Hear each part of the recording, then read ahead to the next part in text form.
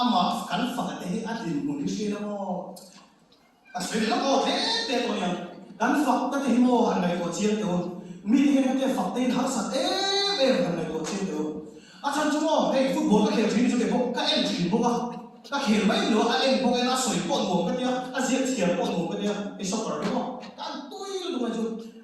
ka en fit to nu me chi an soi na le expert an soi na ka hai cha le ka ngai kham nu an zia ki ka chiang le abi ka chan zo ke sak chuan ka tin na sa the ki transfer te mo ka mai kai lo ra ka tui lu tu le chu kai khel sa ti ma poi mo pe ko ni ti ne ka long chin ka tu mu ai kan tu mu ku bia lo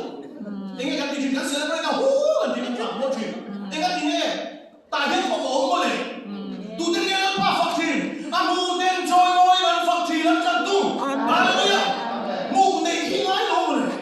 mu này đâu chân phật nó thì hiểu hả đâu hết tài hết của ông chân phật ông chân lăn bay chân phật đâu thì hiểu đấy chú đi phật nào có hiện kỳ quý gần này chứ hết lắm bằng siêu chúng mà sẽ nói amen là lý số hàng cross cái gần ba thay cái quý hiện lắm ba ta trố bên ba nó phải đâu amen chú mo ngay cô chia anh bọn đi sẽ cả sai cái dòng hiện phật trên một thì là cả sai thì nó quý lắm